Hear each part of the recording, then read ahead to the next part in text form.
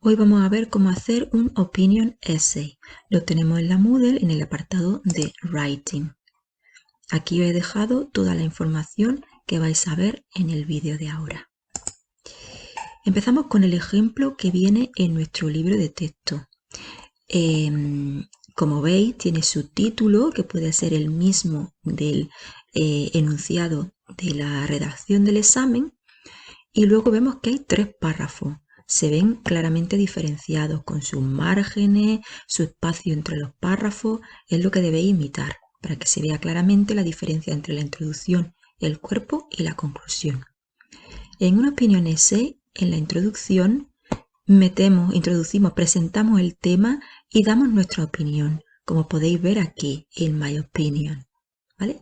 Ya damos nuestra opinión desde el principio, a diferencia del for and against, que dábamos nuestra opinión al final. En el cuerpo de la redacción ponemos razones que apoyan nuestra opinión con su ejemplo. Solo razones que apoyan nuestra opinión, a diferencia del for and against, que daba ventaja e inconveniente. Aquí solamente argumentos que apoyen nuestra opinión. Se trata de convencer al que nos está leyendo. ¿Vale? Ahora veremos qué conectores se pueden usar para eso. Y por último, en la conclusión, volvemos a dar nuestra opinión resumiendo las razones. ¿Vale? Como veis aquí, in conclusion y las razones.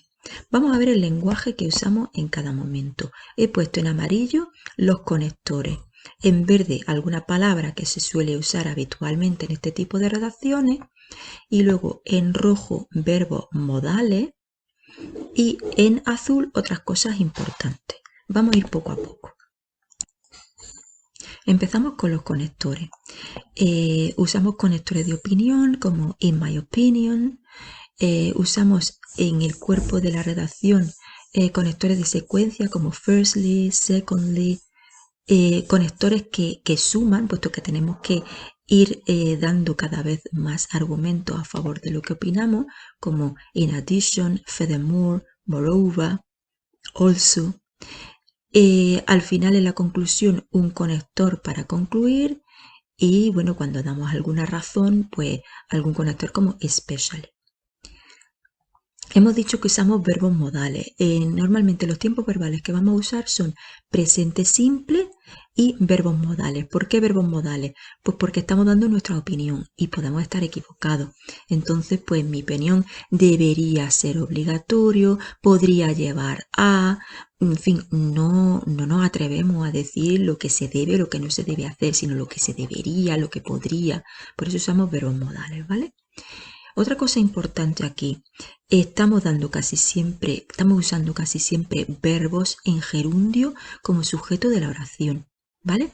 Aprender un nuevo idioma, learning a new foreign language, y los verbos en gerundio se consideran gramaticalmente singulares, por eso usamos is. O speaking a second foreign language enables us, otra tercera persona. Knowing a second foreign language opens up. Speaking 3 languages allows you, etcétera, etcétera, ¿vale? Otra cosa que se puede usar, pronombres de relativo, ¿vale? Estoy dando mi razón. Which is important in Europe today, lo que es importante en Europa hoy. Which offers an exciting learning experience. Which may mean a higher salary. Aquí tenemos otro verbo modal, ¿vale? Así que veis que usamos gerundio, oraciones de relativo, presente simple en tercera persona y verbos modales. Hemos dicho que en la conclusión resumimos los argumentos que hemos dado.